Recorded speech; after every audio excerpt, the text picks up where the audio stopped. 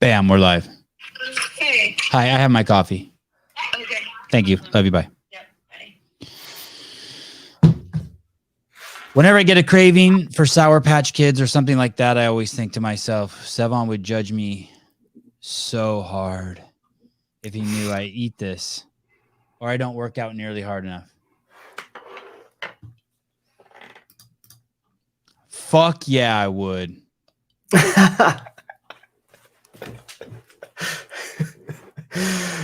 But not like I hate you, I judge you, just so you know.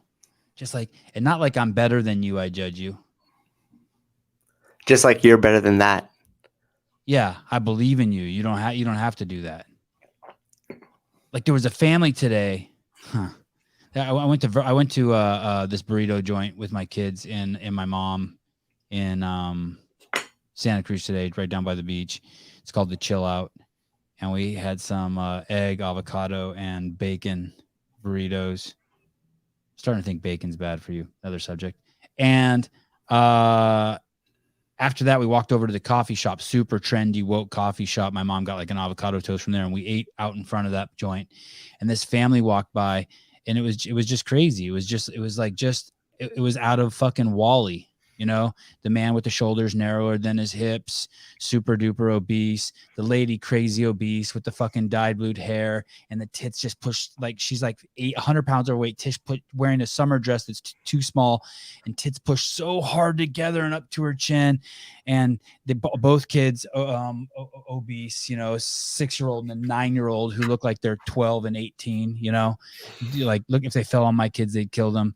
And they all have masks on. And it's fucking 88 degrees, and we're in the most beautiful city on planet Earth, Santa Cruz, California. So that's not the most beautiful city on planet Earth. I know that there's 1,000 of those cities, so it's okay. You can have one too. It's like when I went to college, I'd be like, damn, I saw the hottest chick every day on campus. And my friends would be like, you said that yesterday. I'm like, I know, there's like 500 of them here. But yeah. So it's crazy. I mean, I went to Vegas real quick for a quick overnight trip, and I literally porn convention. Yes. All yes. right, cool. Yes. There'll be some exclusive content coming out in the newsletter. Please subscribe. And I was in the seat, and it just like I felt like it was so small, but the two gentlemen next to me were a little bit larger as well, and I literally just had to lean forward the whole entire flight. And I was thinking to myself, like, well, I got the middle seat because I checked in late, but I was thinking, you know, like it's just more and more common, and at some point you just got to ask yourself, like, what is really like happening here? Like, are they just a product of uneducation? Is it a product? I heard Jordan Peterson.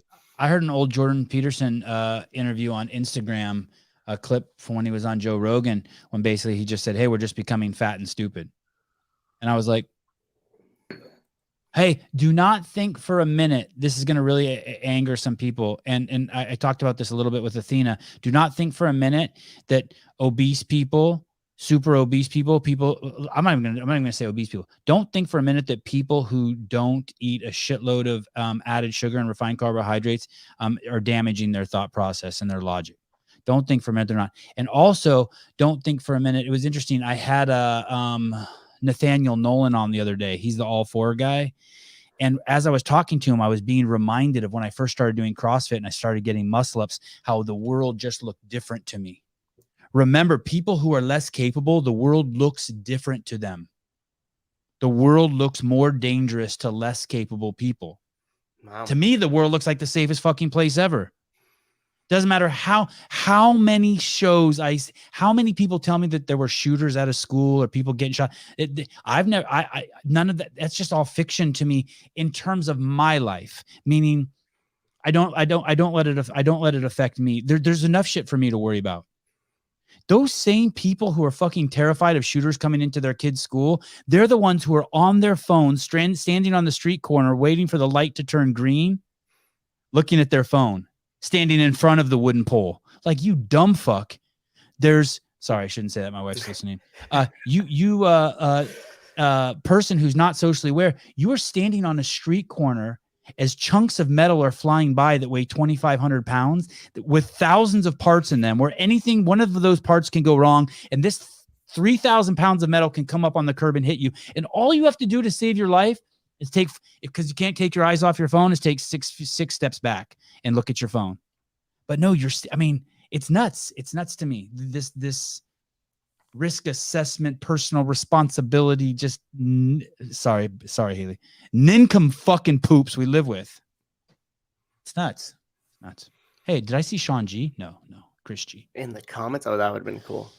Sevan, this is a good one. Sevan, is it bad to help old people across the street and open doors for them because it deprives them of their independence function? No, it's not.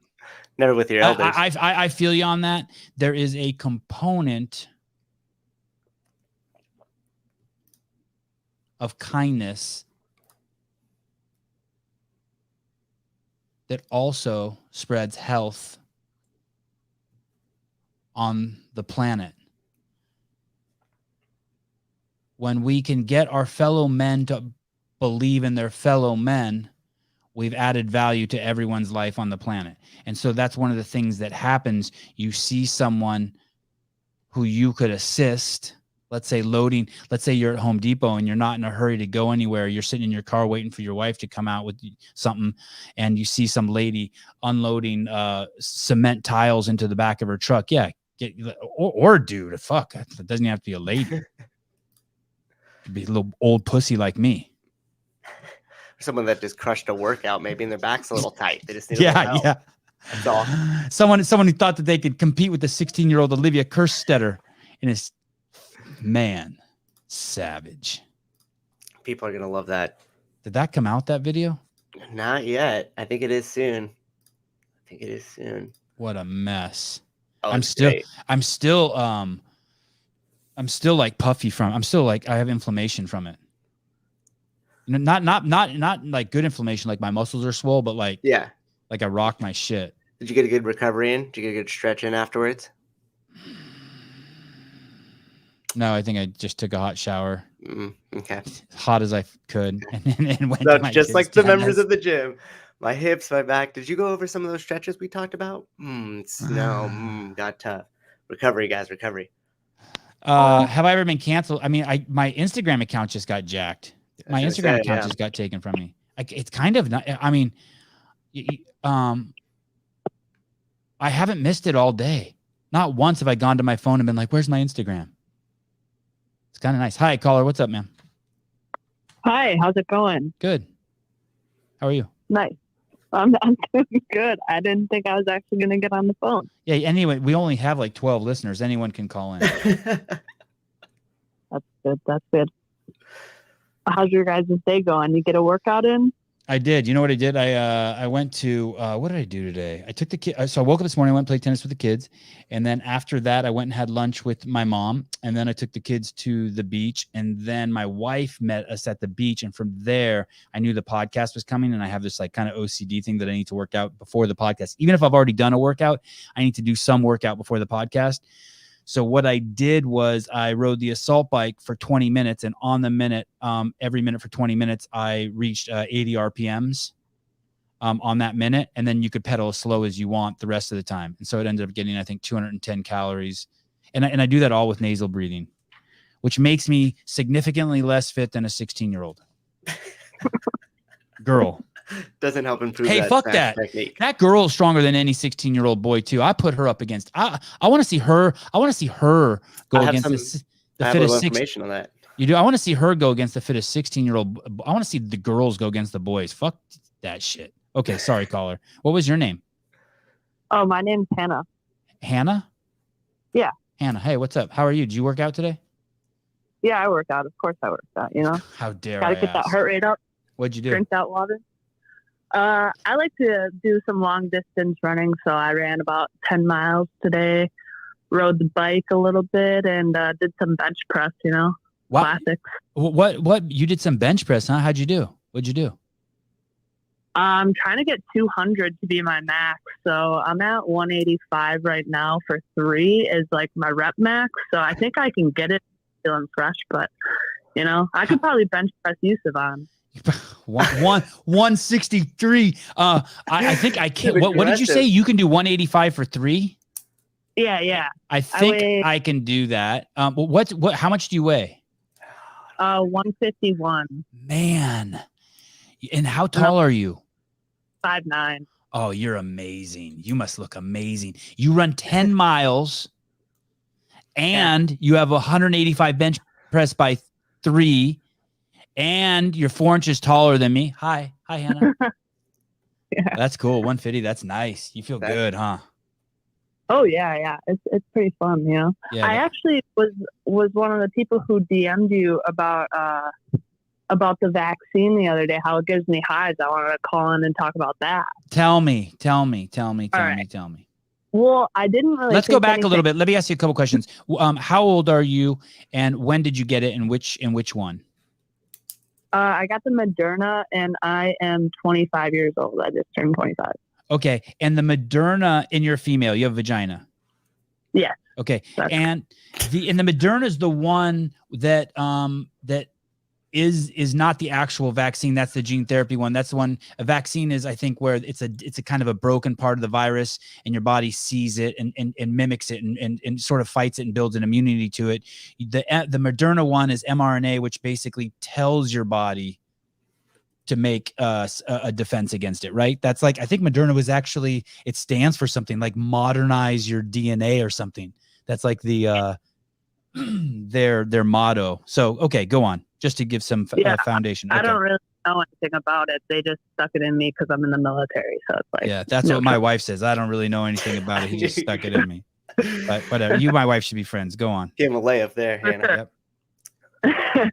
So I got the vaccine, and then probably a few weeks later, I started breaking out in hives really randomly. I was like, I never really had any skin issues, you know, dry skin, regular stuff, but never hives, not allergic to anything. Didn't really switch anything up in my routine. And I kept going to see the dermatologist, and they're like, well, try Claritin, try this, like steroids if you need. But I didn't try any of that because I don't know, I'm not about that life. Are you white girl? Like, do you have like weak pigment? Did you ever have like what's that called? Eczema or any of that shit? No, I get a sweet tan every summer. Okay. What are you? What's your ethnicity? I'm white. I'm Caucasian. But do you know, like, are you Irish or like are you? German, Polish from Wisconsin. Okay, so you got some good genes. Okay, and what do the hives look like, and where do they appear? Basically anywhere. So I don't know if you've ever heard of, like, I think it's called dermatographia. It's like basically if you scratch your skin at all, you get hives or it inflames a little bit and it turns red.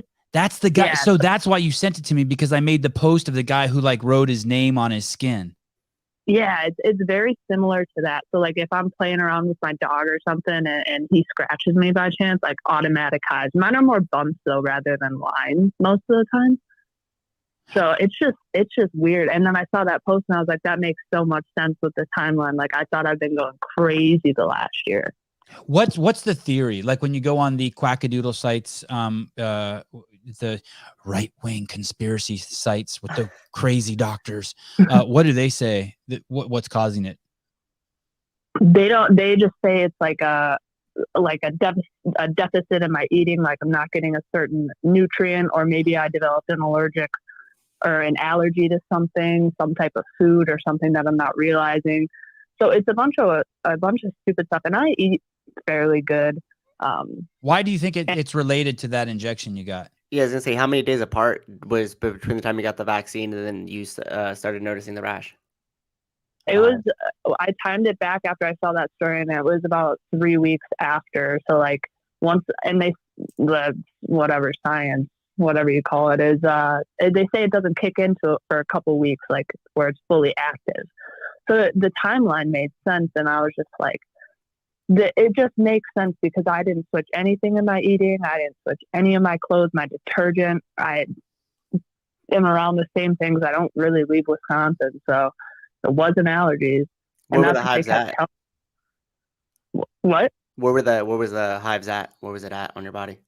Anywhere she gets scratched. So she just scratched and then the scratch. I think right, Hannah. You said the scratch activates it, right? You scratch your butt, it happens. Scratch your leg, it happens. Same shit. Yeah, I get them on my feet sometimes, or like even the heat will cause it. So if I take like a hot shower or something, I'll get them on my chest most of the time.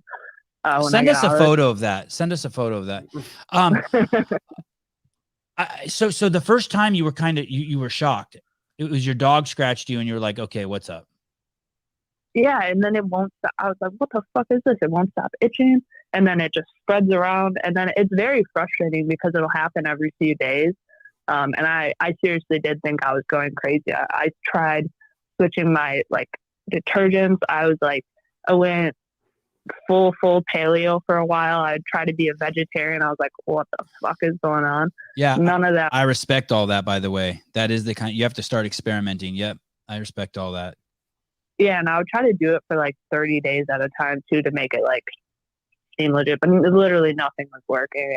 It was just getting triggered all the time. It slowed down a bit, but I really haven't switched anything, and I just feel like I'm gonna end up having to live with it for the rest of the time. And any of your homeboys or homegirls in the service who ended up with the similar symptoms? No, I honestly, a lot of people in my unit didn't get it, but I'm getting deployed, so I kind of had to get it. Oh, I thought you get kicked out. I thought you get that's kind of like in the works right now.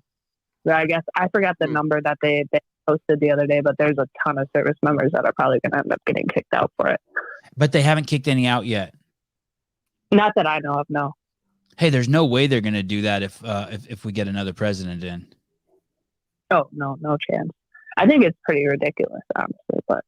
Yeah. Hey, has that changed your? What were your beliefs? What are your beliefs politically? And what are your beliefs politically? Like, what side of the fence do you fall on? Oh, I don't really know. Probably more on the liberal side, but I just don't really give a shit about anything. Right. I'm just kind of like, if they're gonna tell me to do it, I'll just do it because I'm getting paid for it and I signed up for it, so that's on me. You know, we had to get vaccinated, like all that shit before we got in, so it's just like whatever. The government owns me anyway, so. You're a good soldier. Damn. What did you tell? Did you tell your mom and dad this story?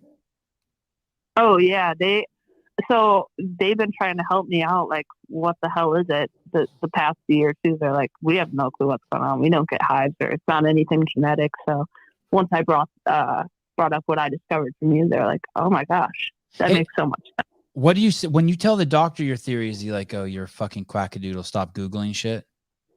No, he's like, well, I don't know. They don't really shut me down because I'll just be mean to them if they do. How many, oh shit, my mouse stopped working. Uh-oh. I can't click on the comments. Uh-oh. I'm toast. Can't click on the comments. I can't. Darn it. All right, Hannah. Well, thank you for sharing that. As things evolve, let us know when you realize that you can't have babies because of that shot. Give us a call. Will do. Thanks, Sevan. Yeah, I hope you heal up. Thanks for everything that you're doing. Yeah, bye. Bye.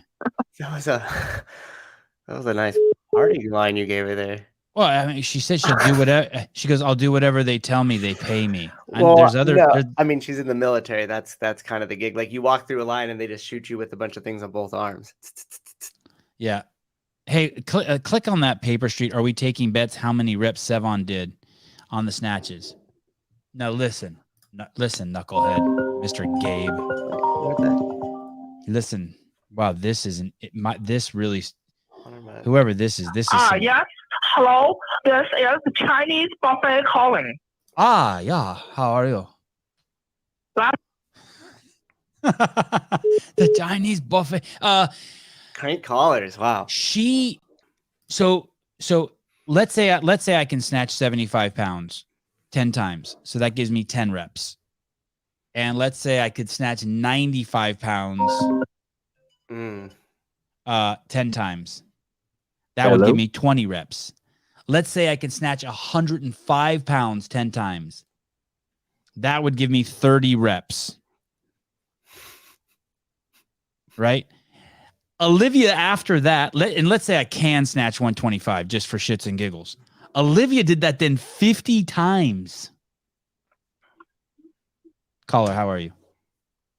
Good, Sevan. How are you? I'm good. I'm just fucking trying to build a case of before the video comes out that I don't look like such a cunt. Just trying to It's so good. Don't you worry about a thing. I'm just trying to brace for impact. I'm glad I got kicked off of Instagram so no one can tell me what a bitch I am. Let me tell you something. I told Mark Bell my score yesterday. I don't know if you guys know who Mark Bell is. We were talking about whether I should get juiced up or not. And he's like, nah, you don't need to do it. I'm like, okay. And then later on, I told him my score and he's like, dude, you need to get juiced up. Yeah, Mark Bell's juice. You should definitely get on some juice. I'm definitely not getting juiced. Take it back up, after hearing that. I'm not getting juiced up till I'm like 70. I'm going to get a tattoo and juiced up. That's 20 years away. Okay. How are you doing, brother? Good, man. I was just calling to see if you had a prediction for the fight coming up with Juliana Pena and Amanda Nunes. Oh, Nunes is going to knock her like out of the ring, like in the cartoons. So? Yeah, unfortunately. What do you think? I think Pena all the way. I don't know. I think she'll come back again. I hope you're right, because if Juliana Pena wins, then we're going to see Shevchenko get in with Juliana Pena and destroy her, and then we'll get to see Shevchenko and Nunes fight again. What do you think about that? That'd be fun. I'd be down for that. Yeah. Hey, did you see caller, did you see the interview I did with the Liver King? No, I didn't, but I watch his videos pretty often. Okay. Damn, I can't. My mouse is done. I'm done. Anyway, someone just put in the YouTube comments on the Liver King video, and my wife tells me I should really stop stroking myself on my own podcast, but I just can't help it. Someone wrote, I've seen all of Liver King's videos. I saw this one, and I was going to pass on it, and I watched it, and I'm glad I did. It's the best one. And I just want to tell you, caller, if you haven't figured it out already, I am the greatest. Are you? Yeah. Man, I thought Sousa was the greatest, but I guess you're right. Well, Sousa's the greatest too. I'm telling you, there's 1,000 greatest. There is 1,000 greatest. That is true. Sousa is the greatest. He rubbed off on me. I'm like a fucking gopher that Sousa used a shovel and dug out and propped up on stage, but I am the greatest, and I'm okay. I'm okay. It's like I just can't help it. I just can't help it. All right, last question, real quick. Yeah. Are you ever going to do another podcast with Josh Bridges? Yeah, I actually I'd love to. The thing is everyone's kind of on. Josh and Matt were kind enough to do those 20 podcasts with me, or however many we did, and they're doing a ton of other shit, right? And for whatever reasons, my aspirations to do podcasts are greater than theirs. They got other, those guys are successful in their own right? But I'm all in. No motherfucking plan B on this particular avenue of success. So it's just harder and harder to link up with them. I don't think Matt, I've asked Matt to come on this podcast, and he said he's busy and to check back with him. But basically, I've seen him on all the other podcasts, and so it's pretty clear he doesn't want to come on this, which I totally fine by me. Yeah, no issues with that at all. I have more issues. The only people I have issue with who won't come on the podcast, I need Laura Horvat to come on, and I need Shane Orr to come on. Ooh, Shane would be fun. And your mom, caller. But yeah. Thank you, Mr. Mertens.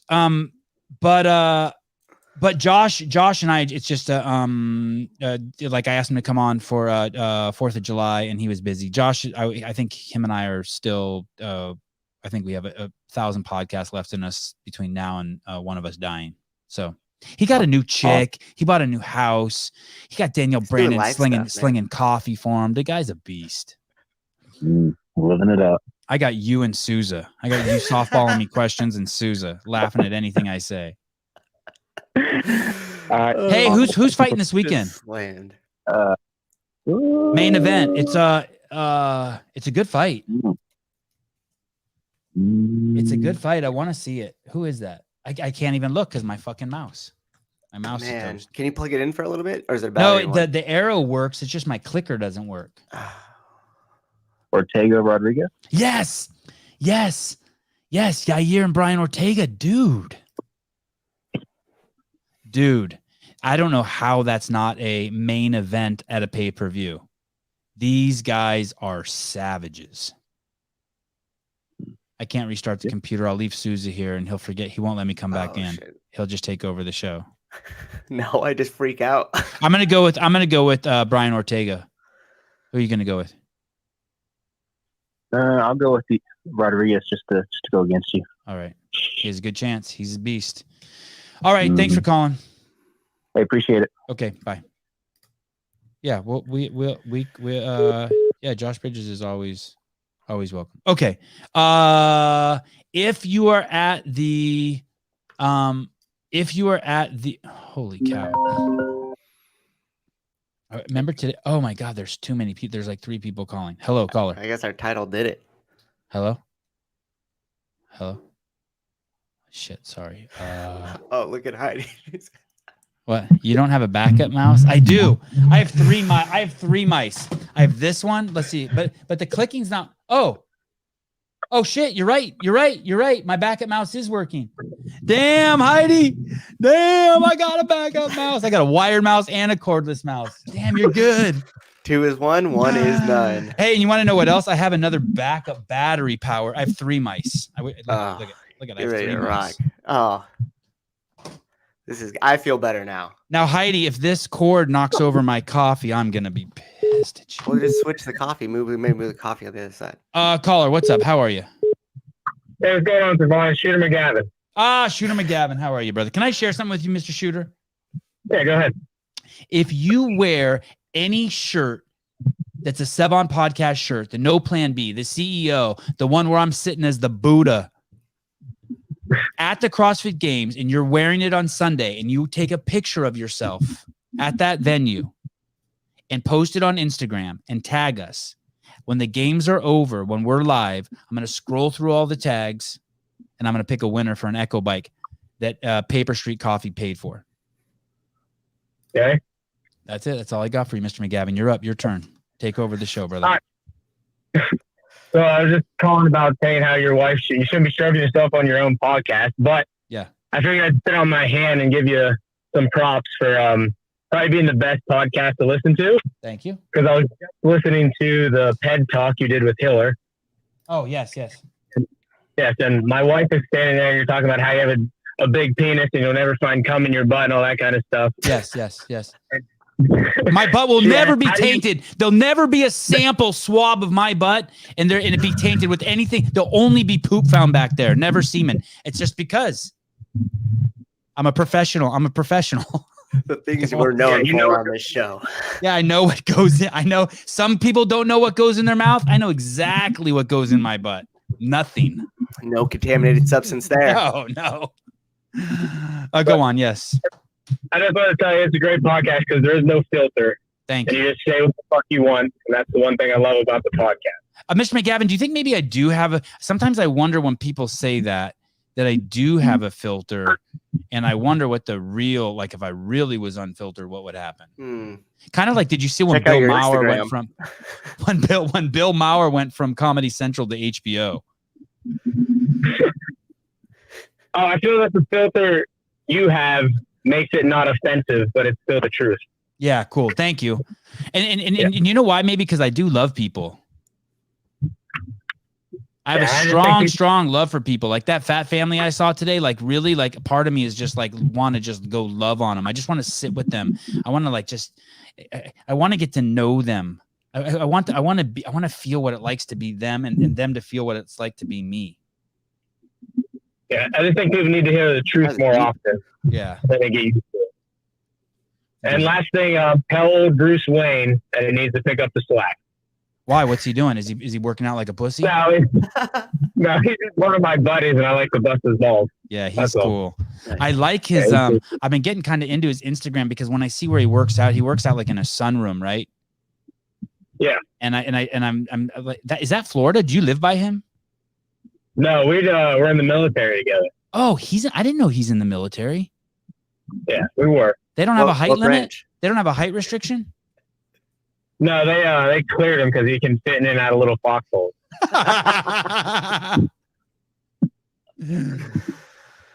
What branch of the service were you guys in? Army. It's a good one. That's where Colton's going to go if he doesn't win the CrossFit Games this year. He's joining the Army. Slinging pig. Yep. But that's all I got for you. I appreciate the call. All right. No, I appreciate the call. Thanks, dude. Thanks, Mr. McGavin. Have a good one. Okay, go shoot one off. Thank you. Okay.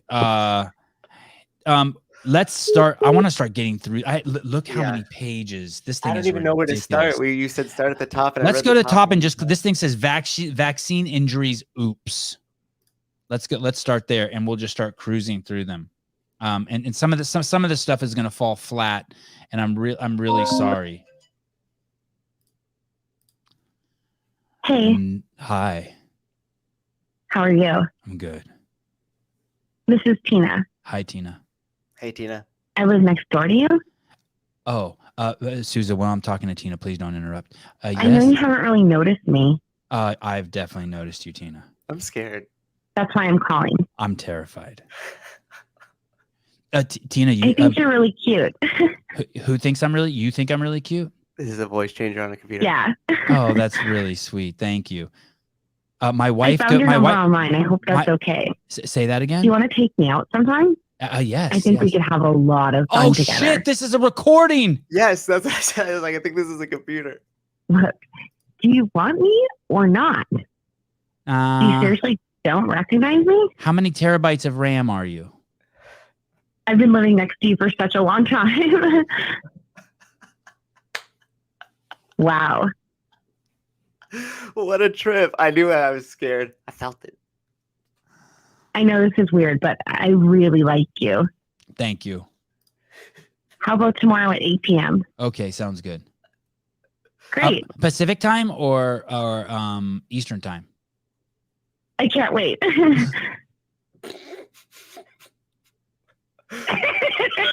You've just been pranked by prankdial.com. That's awesome.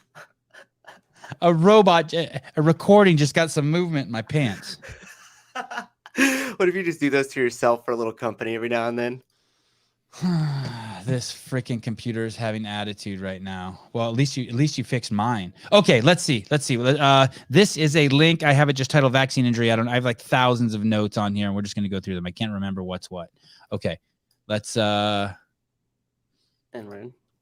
The wrist strength to even hold my wrist so straight. His muscle strength is weak in his hands, his legs too, forcing the Lake Country man to wear these braces. They're just an insole. They slide in my shoe. Ross Whiteman suffers from Guillain-Barré syndrome, a rare condition affecting the nervous system. I had paralysis from the waist down and full facial paralysis as well. He was diagnosed with a day Okay, after pause. receiving So I'm going to read this to you. Scroll down in the comments here a little bit so I can see. Read. No, up. Sorry, up. One of the first Canadians to be compensated for an injury that was confirmed to be direct results of the mRNA product. That's what Hannah called earlier and said she took. She took an mRNA product. Imagine mandating taking 2 or 3 vaccine shots or you're fired or can't travel, and then looking at this video. So the vast majority of people who've died who were over the age of 80, who were 30 years complicit in their demise. By that, I mean they've made lifestyle choices that made them vulnerable to dying of anything, whether it be COVID, falling down the stairs, driving a car. They're a risk to themselves and everyone in society. 40% of them in the United States who died were in nursing homes with a life expectancy of 13.7 months. It was ridiculous. Anyone who participated in wearing masks, quarantines, or the shot, you are complicit in hurting this man. And you're like, no, it wasn't. I was just wearing the mask because I had to because of my work, blah, blah. No, that's not the way it works. That's not the way it works. If you participated, you were part of the narrative. And now that young man, his life is fucked. Yeah. He could still talk, I think. Okay, sorry. but people are going to judge him. Yeah, not going to. Obese fat motherfucker can fix himself, go on a diet and fix himself. This guy's got no choice. He's stuck. He can't do shit. He can't do shit to fix himself. It's like my nose. That's it. It's your issue. You already had your time on the show, Bruce. We made fun of you.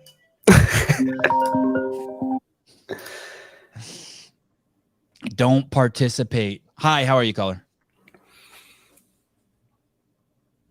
Hello? Okay, let's go to the next one.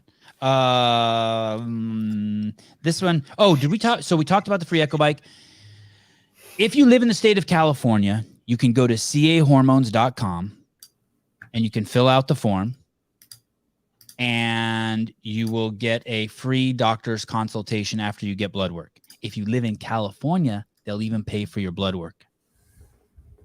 But you can get your insurance to pay for the blood work. Send over that blood work to cahormones.com, and they'll give you a free doctor's consultation. Gary Roberts did it. Got the blood work. He's been doing it for a month. We had the guest Paul. What was the title of that show with Paul, where we interviewed Paul? It was like 80 days coma, COVID or something like that. Yeah, a guy who was in coma for 80 days. Yeah. I think it was actually only 30 days. I think we titled it wrong. I think once we started interviewing him, he was only in coma for 30 days or 50 days. But either way, he got out of coma from having COVID, lost 50 pounds. Now he's all juiced up. Oh, Dylan says people will judge him, but little kids will walk up to him and ask what happened. Good job, Dylan. Yep, good job. Caller, hi. Yeah, hi. I'm on the air. I'm on the show. Did you get scared the first time you called and you hung up? No, I don't think I did. This is like my second time calling, but like the first time I got met with like this wireless caller is not like taking calls right now or something. And you're persistent and you get what you want because you have no plan B. Well, okay. I was just calling because I actually have this might be an out of left field question, but like, have you ever watched the movie Little Nicky with Adam Sandler? No. What is your opinions on Matt Damon? I have none. Okay. Do you like Taco Bell? Yes. This is pretty good. Yeah. Is another recording? I know. I was wondering if it was too. I haven't had Taco Bell in. I've had Jack in the Box probably in the last year, but I haven't had Taco Bell in. You did what in a box? Ask your mom. I had Taco Bell probably like 25, 30 years ago. Anyway, so like Rob Zombie is making this Monsters movie, and it looks pretty bad. Let's do. This has to be another recording thing. This has to be. Let's do. Oh, okay. So here. Hey, I got a question for you, caller. You ready? Yeah. I'm gonna. How did more be? Here's the question. Okay, ready? Is this a Morbius question? This is just a question. I mean, there's a answer. So the question is this: did more kids die of COVID in the state of Tennessee, or did Rich Froning's family adopt more babies? Which is a bigger number? Well, I don't live in Tennessee, and Wrong answer. Wrong answer. That is not one of the choices. Well, go to your room. Number 3, Dave is back. By the way, the right answer is Rich Froning adopted more babies than babies died of COVID in the state of Tennessee. Now you know. Number 3, Dave. Oh, okay. We've already seen it. Okay, we can play it anyway. This is old. I mean, my notes are so old. Yeah, I was gonna say this. Dated a little bit. Now you're all in big trouble.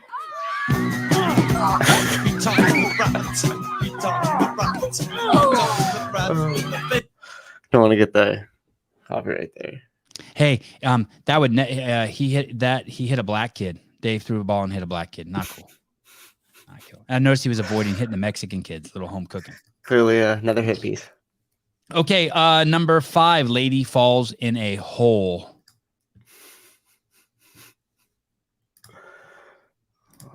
You know, when people like Kenneth DeLapp say this, hang up, I feel like they're being protective of me. Yeah, of course. I think you know what I mean? They're like, hey, that guy doesn't deserve to talk to you, but I appreciate it. Thank you. He doesn't, but he does. Everyone deserves to hear my whiny voice. Okay, let's watch this lady fall. Okay, watch this. Watch this. Did you see that? Yeah, that sucks. And bye. Oh. Caller, hi, how are you? How is China? To tell us. Oh my God. Hey, people, that was the caller from Canada. He's had his 4th booster. Number 7. This one I titled "Always Take a Load Out of the Chamber." Now I'm nervous. This one, I don't know what this one is. This one makes me really nervous. Always take one out of the chamber. Caller, hi. Stand by. Never leave a man without busting a nut. Turn your mic up a little bit. Before he walks out that fucking door, okay? Like, whether it's head, whether it's sex, when he walks out that door in the morning, he needs to be empty. He ain't thinking about nobody else, nothing else. Rick come fucking bitching at him at work. Nigga, please, my dick got sucked this morning. I'm straight. You know what I'm saying? My bitch got me. You know what I'm saying? That way, when you come home and I'm just chilling, you appreciate what I did for you in the morning time. One more time, I want to hear what her opening line is. What's her opening line? You should never leave your man without busting a nut. You should never leave your man without busting a nut. I don't know if that's true. But can't hurt. You know what I mean? It's like, what? It can't hurt. Who'd have known this is couples therapy show too? Man, we got to do that show with Danielle Brandon, the Love Lines. Caller, how are you? Because we could have Danielle on right now and just be like, Danielle, is that true? It's me again. You know the band System of a Down? Yes, with the Armenian guy. With the Armenian guy. Yes, thank you. Yes. I like this dude's over. Yeah. Surge. Anyways, I saw a guy in the chat ask more about the Monsters movie. Well, Rob Nah. I think that's a Disney movie. We don't do pedo movies. For each one of those ones, just block that number afterwards. Like our chat over here. I don't mind him. He's a nice man. Okay, always take a load out of the chamber. That's always. I wonder if that goes both ways. Do you have to satisfy I think women are insatiable. They're not like dudes. They don't have a refractory period. Yeah, I don't think so. They're always in a refractory period. Oh, he said it, not me. My goodness. Jokes. These shirts fit really well. Speak your mind. It's a free country, unless you're, but not my Instagram account. Oh, bye. Rest in peace. How are you doing, brother? Sister, caller. Hey, what's going on, Sevan? It's me, Dr. D. How are you? Good. Dr. Good. D. Good. Welcome. That used to be my nickname in college, Dr. D. Yeah? Yeah, with the ladies, Dr. Did it really D. good? Yeah, I earned it. I'm not self-proclaimed. I earned it. Well, good. I'm sure that's good. How are you? Man, I am having a freaking awesome day. I just found out today that I am going to be most likely receiving sort of split custody of my 3-year-old daughter. Wow, congratulations. And yeah. So it's been quite a fight in the divorce court. So I'm just really grateful, man. Wow. First of all, I want to apologize that you had to fight for her. Second of all, it's nice that it's done when she's so young and she might not remember it. Man, congratulations. Do you just have one child? Yeah. I just have one daughter. And I have I feel how like does I the have dad a get bunch custody? How does the dad get custody? You would think that the court would side with the mom, like everyone. Yeah, needs a the mom. court typically sides with the mom, but one of the things that I've been able to show over the past several years, I spent a lot of time mentoring men who've dealt with drug addiction. I spent a lot of time mentoring younger men in our community, and so the combination of a lot of these men and other leaders, other church leaders, people in the church that I know very well, and then other people in the community who know me, who spoke up, and they also spoke with the guardian ad litem during the whole interview process while she was trying to debate whether or not to give me more time or not. They all spoke up, and they spoke honestly, and they spoke well and about me, fortunately, and it all worked out in my favor. So that's awesome. Congratulations. Hey, did you hear the show where we accidentally I shouldn't say accidentally. It wasn't on accident, where Brian and I were talking about this chick Julia Coda No, I didn't hear that. Julia show. Coda. Anyway, Brian and I were talking, and we basically said she's from South America, and we basically said that we were concerned that she might test positive. And when that came up, I should have immediately squashed that shit. I should have been like, "Hey, we're not even going to talk about this unless we have proof. It's fucking slander. It's idiocy. We shouldn't even. It's not nice." And I didn't. And I feel like I was not intellectually lazy, but it showed some lack of empathy in my processor not working at full speed, and I shouldn't have let it happen on my show. And while you're on here, since you're this, kind of the doc, and we've talked to you about juicing up, it just reminded me of it. And I want to give her my sincerest apology. There's no proof. No one's ever said to me on anything. I've never even looked at your body. I don't care if you're anything, and I want to apologize 100%. In my mind, you are clean as shit, and I'm sorry that it happened on my show, and I take 100% responsibility for it. I don't know what that means to take 100% responsibility for it, but it was a douchebag thing to do, and it doesn't show my level of commitment to this show and paying attention. And and that it also says a lot about you, the fact that you just own that, and the fact that you apologized, and I hope that she's listening. Or even if she's not, day, I think, like, not even so much her, just anyone else who's hearing that may have heard me say that. I don't want them to think that, like, I know shit. Like, we were just chopping it up, and I forgot that I wasn't being sensitive enough to this could actually hurt her. It was stupid. Dumbest thing I've done on the show. Yeah, and hopefully, this hasn't had any impact on her. I think in general, I mean, I think there's a lot more backlash that occurs when people test positive within the CrossFit space than does with other sports. In other sports, they simply just look at it like, it's upsetting or sad, and they move on, and hey, it's just another athlete. It's a competitive space. These things happen. But in CrossFit, it seems like this is, I'm not sure if that's the nature of the new media scheme or the new era of media in general, because of YouTube and Instagram and how quickly things move. But it just seems like there's so much more attention that gets tossed onto some of these athletes when they pop, and I can't even imagine the impact on their personal lives, right? Because I work with men who are riddled with shame, as just something that I do with men who've dealt with addiction, and in mentoring these men, like, they're so plagued and debilitated by the shame they feel because of their bad decisions. And I know this is a different type of situation. This is obviously aren't people who are addicted to drugs or who have been addicted to drugs, but the idea of somebody making a poor decision and then what that, what they receive as a consequence of that, sometimes is psychologically, it's really difficult for people to overcome over time, and yeah. Remember, so really this, anyone who just heard what he said, yeah. The truth will set you free. The only way is unfortunately, I think the only way ever to be set free is to be okay talking about it. You have to set yourself free. Yeah. Anything you're guarding. And that's why it's so important to protect your kids.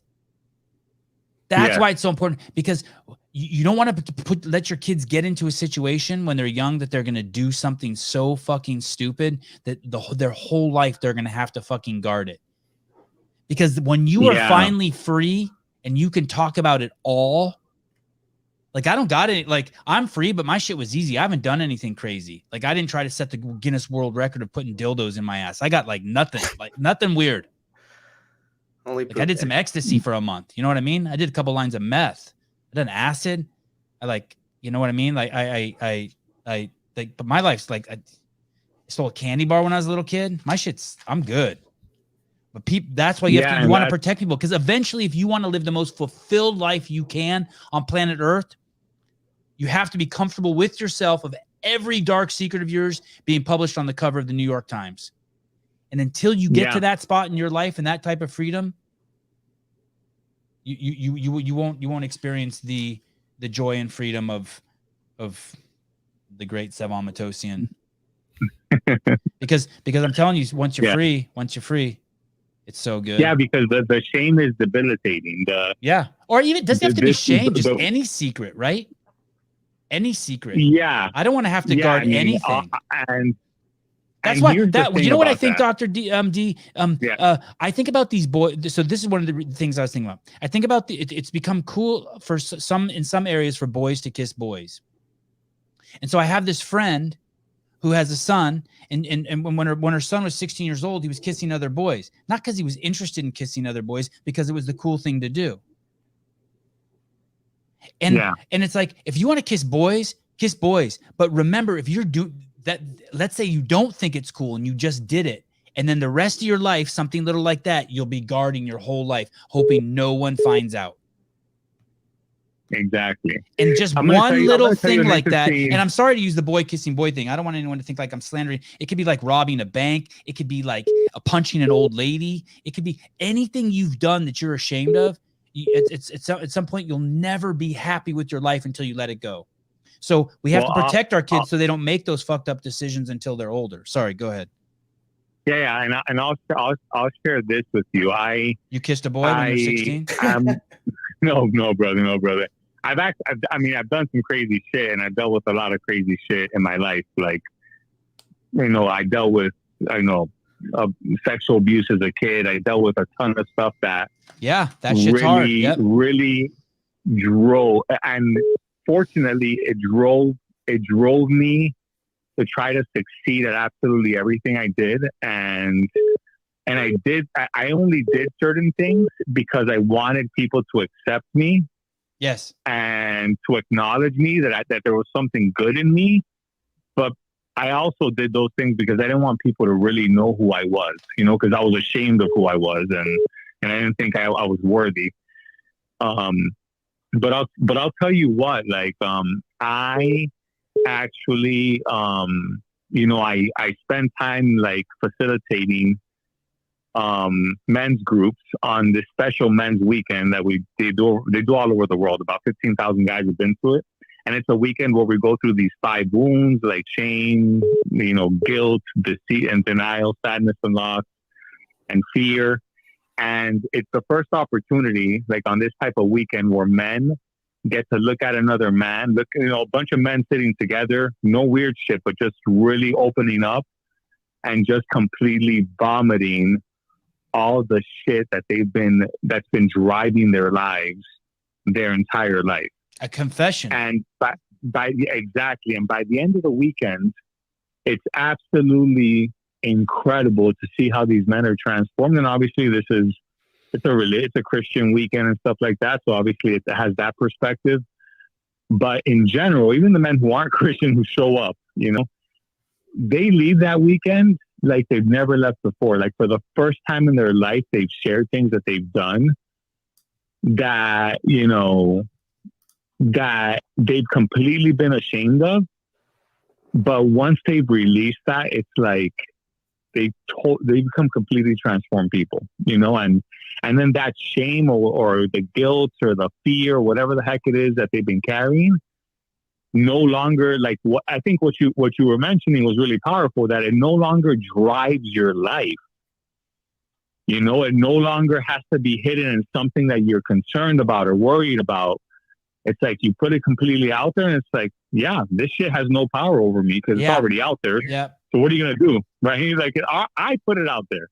So what are you gonna do about it? What's the name of the retreat, Dr. D? It's called Marked Men for Christ. Marked Men for Christ? Marked Men for Christ. Yeah, they started out there out west. Actually, they run a bunch of them in California, Colorado, and then all over the East Coast, and now all over the world. But it's just an awesome weekend for me. That weekend changed my life, and in fact, like my next 3 big goals that I have I'm 40 now, so between 40 and 50. I was able to set them with a clear mindset, because I went this weekend 5 years ago, and I've gotten a lot of healing from like the sexual abuse as a kid and all the fighting and delinquency and then being, being an emotionally disabled, like classroom when I was a kid with autistic kids and delinquents. And, going from that to working on Wall Street, becoming a physician, a veteran, and all the stuff I was able to, fortunately, take advantage of in our freaking awesome country, has all changed for me because of this weekend. And now I'm like, I have 3 freaking awesome goals for the next 10 years. And it all started with just, even if you don't go on this weekend, but the fact that you can go somewhere or find a friend that's going to look at you in the eye and not give you freaking advice or tell you what to do, but finding somebody and just unleashing that shit and getting it off your chest. And then having your brother, for me, like another brother who's a friend of mine, look at me and tell me, yeah, brother, I'm here for you. Like, I'm not here to judge you. I'm not here to give you advice. I'm just here to listen to your shit. And I'm here to walk with you. Doctor, thank you. It's a great piece to share. I appreciate you calling, man. Thank you. It's good stuff. Yeah, go get it. Okay. Thank you. Talk to you soon. All right, bye. Bye. 14 minutes. That's a long call. He's saying good shit. Yeah. But we got to get back to some crash shit. Okay. Yeah. Number 9, Dave is back. Oh, that phone is on fire tonight. Fire today. Damn. How can I help you? Wait, can I just do one thing? I'm ready for the California Hormone Games. Oh, wait, you want to get in those? I'm ready. Okay, that's awesome. You're all juiced up, ready to go? Dude, when Hunter was on the air with you, he was so insecure about the fact that a guy who's juiced would destroy him in any day, any event, any time. Yeah, you tell him. He's been calling me every day for the last 2 weeks, telling me he schooled my ass. He sent me a 3-gallon tub of Vaseline as a joke. I'm telling you right now, I can do in the warm-up room what Zellner does on the platform, okay? Good. Kick his ass, and I'm 20 years older than him. Yeah. What are you taking? Are you taking some good shit? Everything, man. I will put these boys down. Oh, I love you. You're good. Hey, let me tell you something. Justin Medeiros going to come in there with no juice and just clean house. Yeah, you're gonna have to carry his bag. You don't know until you test him. Yeah, I know that's true. But I think yeah. How old are so you're 40? Yeah. God, you sound young. Do I sound young? I'm telling you right now. Do I sound young? This is the best like if me and you were just you've talking ever on done in your life. If me and you were just talking on the phone, would you think I sounded 50? No, not at all. You're too cool. Dude, you are California 101 cruising down. You're too cool. He's loving it. Yeah. All right. Thank you. Stay in touch. You're Herb Albert and Tijuana Brass. I don't know who that is, but I like it. I like Tijuana Brass. That sounds like something. That sounds like some sort of donkey show. I like it. All right. Peace, love, and happiness, brother. Yeah. Thanks to you. Peace, love, and happiness to you too. Okay, what is it? What is this one? Dave Castro's Trinity CrossFit HQ to serve as an advisory. I think there was something funny I wanted to write in here. Hey, okay, so we know Dave is back. Fuck this one. Number 9. Was it the back of my head? Crossed it off. Okay. Number 10, Black Lives Matter. We all know that.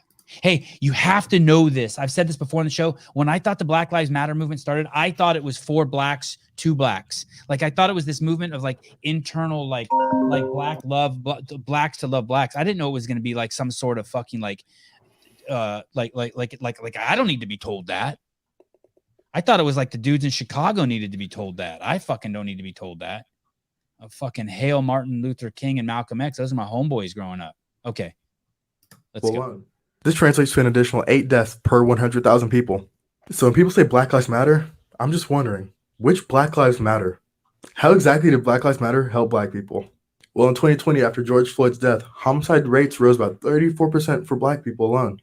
This translates to an additional 8 deaths per 100,000 people. So when people say Black Lives Matter, I'm just wondering, which Black Lives Matter? Okay, do you know why this is important? This is the only bit of racist in me. The only reason why that clip is important is because that guy's black.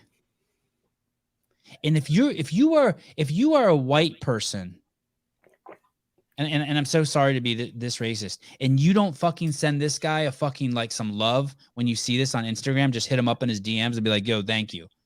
Like what he's doing is fucking not easy.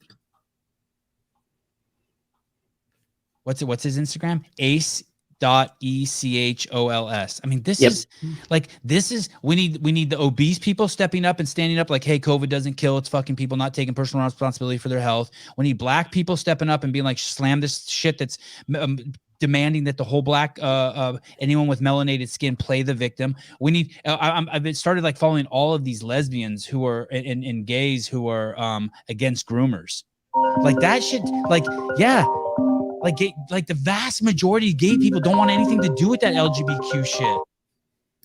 They were fine with it until they started hanging those flags in schools, and until trannies got involved. I don't need to be told. Hello. Oh, Irene. Hi, how are you? Hi, this is Nate. Actually, this is Irene's husband, but I guess her number is on my account. Could you turn off your YouTube? Your transition's moving smoothly. I almost believe you're a real man. Got it. Well, hard to decipher these days. All right, I'm good now. I got my YouTube turned off. Okay. How can I help you? Yeah. I just wanted to call in and say I appreciate what you do, Sevan. I mean, you've done a lot for the community as far as CrossFit goes. I mean, I'm an endurance athlete myself, but me too. What's your machine? I'm an assault bike athlete. Let's bond.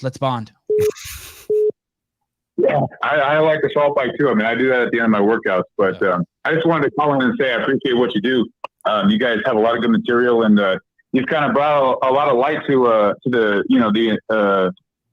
the endurance community, and not just CrossFit, but everyone who kind of follows you. So, to be quite frank, I mean, I think when Dave Castro got fired, I mean, you really supported him in a special way. And a lot of people don't see that type of character at that type of level. So I think that it's important just to kind of, view someone as a leader like that, and just kind of see how they transform a community and really and bring something that's special to a sport. I know CrossFit isn't considered like a professional sport, but I mean, I've been following you guys for a while, and it's pretty special to see what you guys have done and what you, specifically what you do. I mean, you're funny as shit. First of all, let me just say, I mean, you bring a lot of humor to exercise and just this type of community. And, I was an alcoholic for a while, and I kind of cleaned my life up, and, I started following you about a year ago, and it's pretty awesome just to kind of see what you do and what you represent. And I guess one comment I just wanted to make was, I mean, the spirit of exercise is really just to uplift humanity, really, and get everyone on the same page. I mean, the spirit of exercise is to uplift humanity. Dear CEO of CrossFit, he just told you, this motherfucker just gave you the holy grail, Mr. Alvarez. That's how it works, Devon. That's how it works, my man. Another Mexican who knows his shit. Hey, not just Dave Castro. My wife is Mexican, so that works out. Oh. Okay, well, he fucks Mexicans then. This guy fucks Mexicans. But either way, that's what exercise is for, to lift up the spirit of humanity. That is what it's for. God, you nailed it. Yeah. And I mean, forget about all the other bullshit, I mean, there's a bunch of other bullshit going on in the world, but I mean, the way you kind of present your material and present your podcast it's a great thing, and keep doing what you're doing. Also, shout out to Josh Bridges. I actually went out to Boulder and I helped out for the when the fire happened. And I'm doing the Ironman 70.3, and that's coming up in August. So if Josh ever wants to challenge, let him know. Listen, man, I mean, it's a 70.3. It's a 56-mile bike, 13-mile run, and a 1.2-mile swim. So tell him to get out there and let's get this done. So, hey, can you snatch 75 pounds? I can snatch for reps. I could snatch 185. Oh, fuck. You ain't no endurance athlete. Bro, I'm a hybrid athlete, my friend. Listen, I can deadlift a 365 by 8. I just ran a marathon in 3 hours and 5 minutes. Fuck. I suck. Thanks for fucking up my day. And by the way, very clever calling in, and every other statement you say, you give me a comment. So you say something that you want to, then you're like, you're the funniest man alive. And then you say some other shit and you're like, I really like what you're doing for the community. Then you say some other shit. You're like, you're really having a great hair day. And then you say some other shit. That is slick. Respect. What can I say, my friend? What can I say? It's good to connect with you. Thanks for answering my call. Anytime. Thanks. Bye. You know that wife doesn't let him leave the house with a voice like that. She takes 2 out of the chamber before he leaves the house. Well, especially if and he's like so bookending charming. compliments. Yeah. Yeah. He's so charming. Bookending compliments. I'd take 1 out of his chamber. Okay, number Rocking and 11, rolling. the assault fork. Oi. Hotline tonight. There's someone from the Virginia who keeps trying to call King. The assault fork, responsible for thousands of people dying every year of obesity and heart disease. Ban it before more lives are lost. You think that's a joke, but it's not. Mm-mm. The fork is responsible for thousands of people dying every single year. You want to ban guns? Why not ban the fork? Oh, that's ridiculous. No, what's ridiculous is that you're stuck in your ways. Don't say it's ridiculous. Explain to me why you think it's ridiculous. You want to save lives or not? Isn't that your intention at the end of the day? That fork is people taking their own lives too. That fork it enables people to kill themselves. Slowly. Sugar's killed more than gunpowder. Slowly. But Sevan, you can't shoot up a whole school with sugar. The fuck you can't. You go open up a cafeteria there.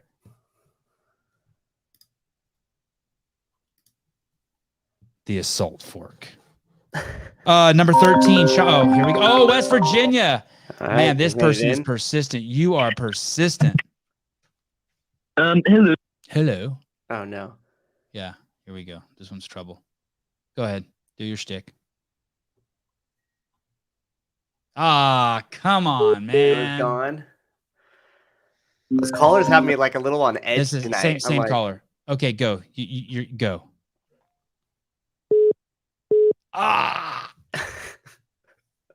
Go, caller. Virginia, do your shtick. It's you. Hello. I was wondering what's your thoughts on the COVID-19 vaccine? You should take it. You think so? Yes, I do think so. But what about the burgundy sauce humors? Come on, man. Come on. Give me something to work with. Number 13, Sean G. Give me something to work with. I love a good crank call. Give me something to work with. A fucking robot fucking crank called me in the beginning of the show and did better than you, dude. A robot. It was a good robot. It was a good That robot. was- She was hot. Hello. She had me out. Hello. Yeah, it was something was off, but You gotta stand up for yourself sometimes, man. You gotta stand up for yourself no matter how scared you are. I know some of y'all timid, shy, you meek, you low-key, you don't like drama, you like shit to be peaceful, you don't like to rock the boat, man. Fuck that. Fuck that. Sometimes you gotta goddamn rock the boat. Sometimes you gotta step up and be like, nah, no, sir, not today. You're not treating me like that today. That shit is over as of this moment. You gotta fucking stand up for yourself sometimes, or else people just gonna keep running over you. Your husband, your wife, your girl, your boss, your son, your daughter, your friend, every motherfucker in the world gonna be running over you until you stand up and just be like, nah, man, never that, no more, bass. Hey, man, Sean G. love the squat at the end. Yeah, it was nice. Dylan, with Dalton Rasta tomorrow, brother. Dalton Rasta. Excited. I am excited. Okay. The genitalia flag. This one might take a little while to get through. Number 14. So I don't know if I have the energy to do this right now, but if you look, so this is the gay pride flag, and if you look up the LGBTQ flag, whatever, but if you start looking up these words, you look up what the L means lesbian, the G means gay, the B means, I don't know what it means, bisexual. Anyway, you start looking up these words, and all of these words will take you towards people's sexual preferences. So let's just say let's say that flag was the straight flag. It still wouldn't be okay to be hanging in front of an elementary school. That's it. It's about genitalia. This flag is about genitalia. I love genitalia. Huge proponent of talking about genitalia. Can't stand genitalia mutilation. Love clean genitalia. I just got a what's that shaver? My wife bought me that shaver that you're supposed to shave your balls with. The Manscaped one? Yeah. Wow. Yeah, I only use it on my face. I've only used it on my face. But my face looks great, right? Yeah, it does. It does. Yeah. Don't have to worry about any nicks either. You're good to go. My shag down there is still so crazy. So crazy. Madness. Just it's a genitalia flag. It's just leave it like if you want to put it on your garage door so people know you support, go ahead. Just leave it off the fucking schools. I don't want to explain to my kid anything about like sex like that until he's asking about it. So Sevan has a massive bush, yeah. That's you know what's interesting about that is a lot of people make that argument that like it just stands for like acceptance and like love and tolerance and stuff like that. No, it does not. That is not. Those people are fucking lying to themselves. Those are the same people who think that a transition, that if I say I'm a woman, that I'm really a woman. That is not that's not true. And it's like I had that guest on the show the other day. I don't remember who it was, but I'm like, you're indulging in those people's delusions and you're supporting them.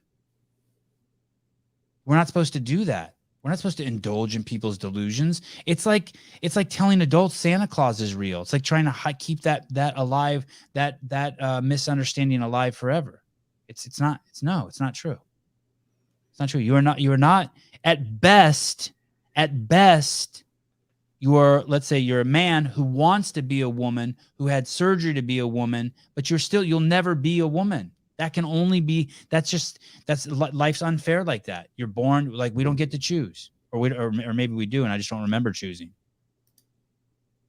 I don't think I wouldn't have chosen 5'5". Maybe there's like only 10 to choose from. Yeah, you got to select a couple options. They got to keep the line moving quickly. Yeah. I'll take the one with the huge dick. Oh, fuck, he's 5'5". It comes with that nose? Damn. You could have chosen the Hive. I only saw one thing. Oh, my God. I'm blinded by dick. Well, it's funny because the counter argument that was made when we were having the discussion about that flag being just about love, acceptance, and intolerance, and being preached that way, I said, well, would you have been comfortable in select classrooms with different flags of different religions or something like that, right? Because at the core of each religion, a lot of people would say the same exact thing. Yeah. And the people that I was discussing with, they're like, well, no, I don't know, because are they then pushing their beliefs onto me? And then I just kind of like let it sit for a minute, right? Because I obviously don't have kids, but it was just one of those things that you just have to kind of logically look at it. So it doesn't matter which you're for or against it or anything like that. But just like you always say, just kind of tell it how it is. Like just look at it logically and kind of look at other things and add some context to it, just so you could get a clear understanding of like what it is that you're arguing. And this American flag, this is the team you're on. That should be the flag. Yeah. In the current structure of the world, there's countries and there's flags, and this is the team you're on. You don't want to be on this team? Don't buy the flag for your house. Move out of the country. Whatever.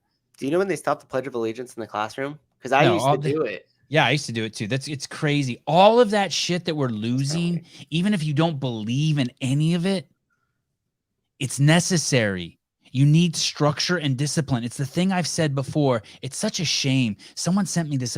I kind of gave this shitty talk about the importance of people. I'm not a gun person. I'm not a God person, but these people are so important to the functioning of our society. They're so important. The same way bees are important, the same way praying mantises are important, moths, termites, all of that shit's important. The gun people are so fucking important, and the religious people have a moral code. I spent my whole fucking first 35 years of my life hating those fucking people. They're wrong. Shut the fuck up. Finally, I was like, wait a minute. What? My identity is about saying that their God's not real. Stop. Those people have a value. Sevan, you're the most Christian non-believer I've ever met. I know my sister says that too, something like that. Maybe I am. I just tell her maybe God's just leaving me like this for a long time, and then finally, right before I die, I'll snatch me up and be like, "Look, there's Christ." I'll be like, "Oh fuck." I would argue that you're bringing you're bringing like a different perspective and attention to it that allows people to kind of accept the material in a different way. Oh, well, thank you. Your delivery. I mean, it's so important. Those people are so important. They have a moral code. Leave them alone. Keep them in check where they need to be kept in check, but don't drill. We don't have to hate them because we think they're wrong. We don't have to prove them wrong. Maybe they're right. And the gun people, man. The gun people, I know some of you can only see the one-to-one relationship. You're like, there's been 1.6 million deaths by guns in the United States since 1968. That's 70 deaths a day for the last fucking 50 years or whatever. But dude, and if we got rid of guns, all those deaths would be gone. But what you're looking at it just like this, the one-to-one ratio. If Sousa's not there, then he wouldn't be sitting next to me. Those are the only two things I can see as I look at my computer screen. It's not like that. What would the implications be? Not just for the United States, but for the entire world if you didn't have a fucking society that could defend itself and stand up for itself. And dude, half the countries in this fucking world cannot. I want to tell you something else I heard today that was fascinating. There was a guy from the Ukraine who's been on the CrossFit podcast. Wish I could remember his name. He's cool as shit. And he had the only civilian-owned CrossFit gym in Afghanistan. And he had it there with his American wife. And they had 7 kids. And so he's running this gym in Afghanistan, but he's Ukrainian and his wife is from Redding, California, I think. This guy told me that I can't remember when he told me this, but maybe he's been on this podcast too. I can't remember, but he told me today.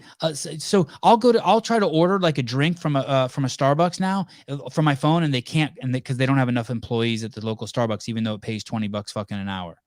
Who was it just told me today they can't. Our local swimming pool, they don't have enough lifeguards there. That's never happened before in like 50 years. They don't have enough lifeguards. Oh yeah, this guy Max and Drushchenko. Oh man, I miss Matt Bishel. Man, oh man, he was cool as shit. I watched that podcast with him and Amy West the other day. He is good.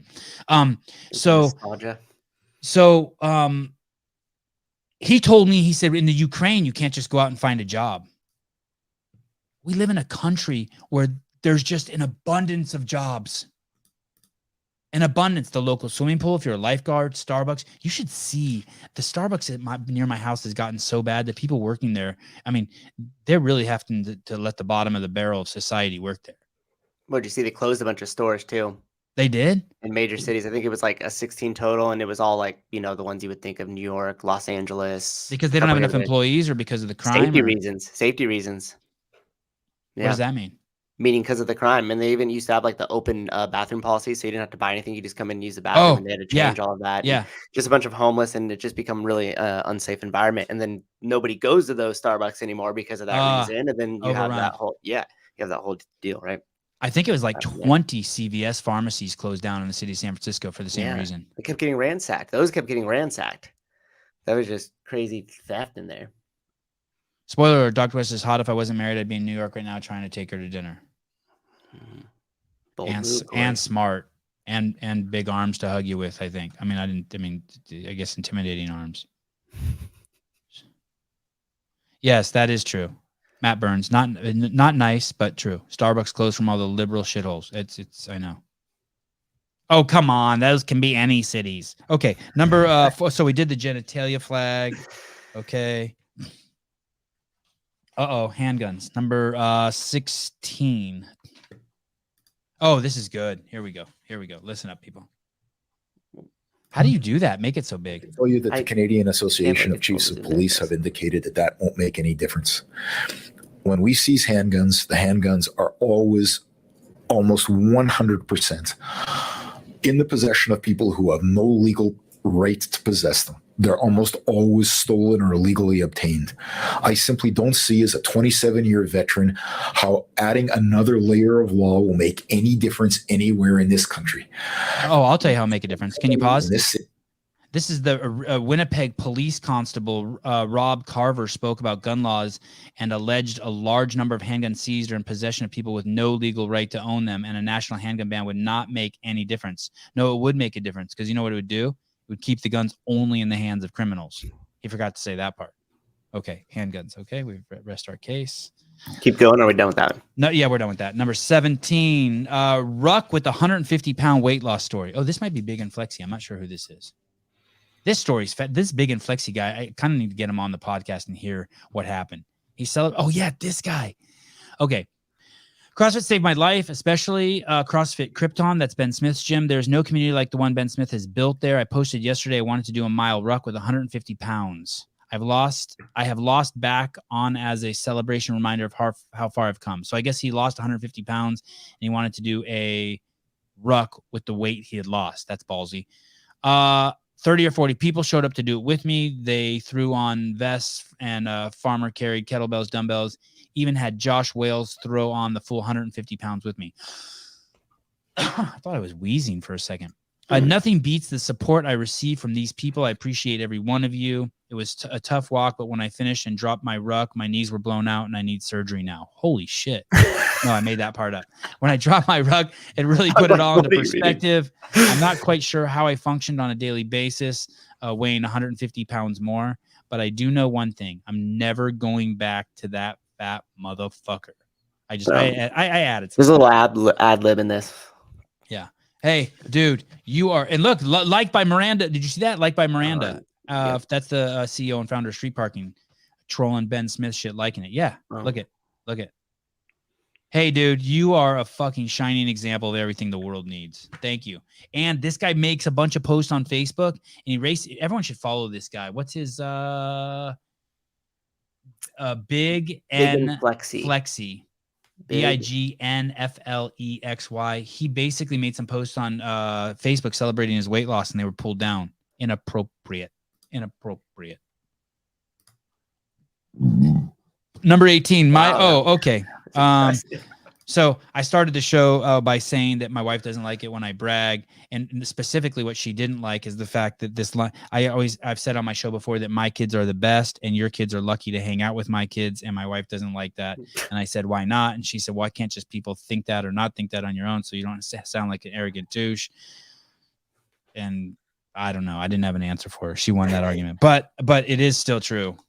Like, I'm going to tell you something else about if anyone's thinking about homeschooling. And I don't know if this is a good thing or a bad thing, but when I was talking with one of their instructors the other day who works with a lot of kids, and I think I told you guys this, and I basically said to the guy, hey, why do my kids behave and are focused and don't do all this dipshittery that the other kids do?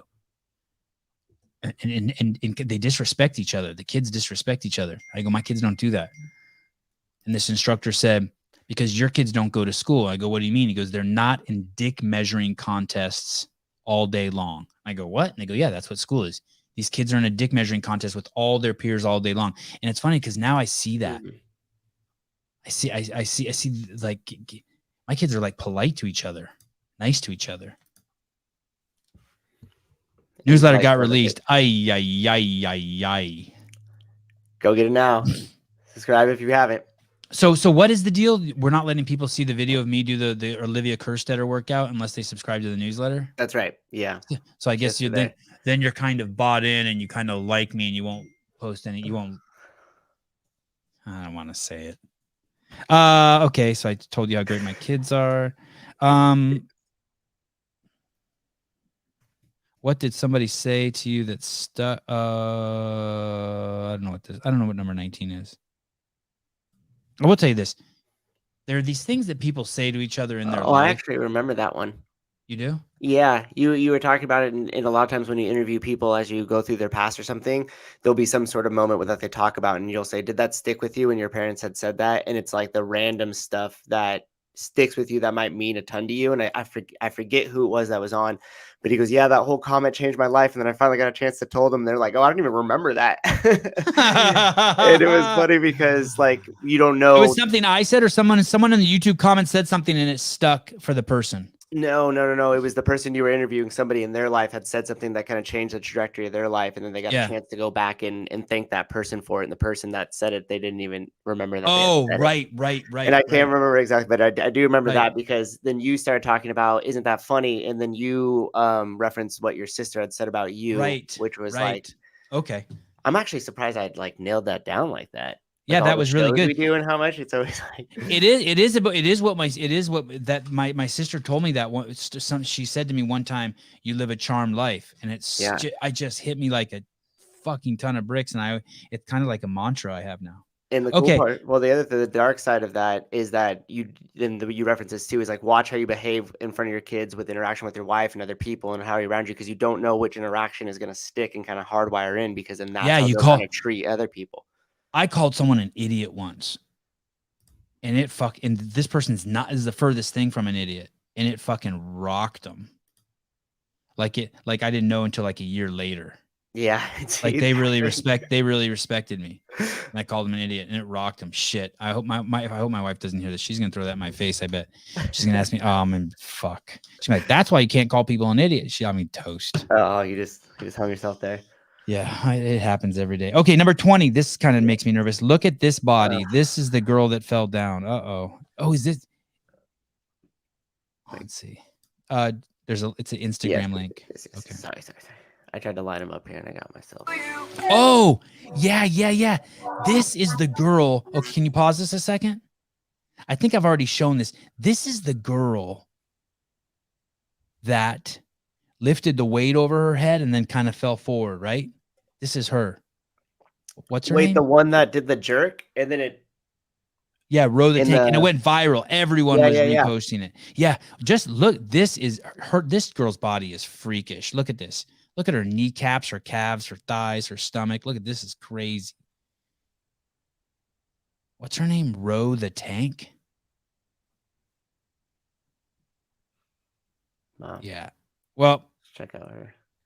How did she do? Is that girl going to the CrossFit Games? I have no idea. How many followers does she have? Let me see that. She has 34,000.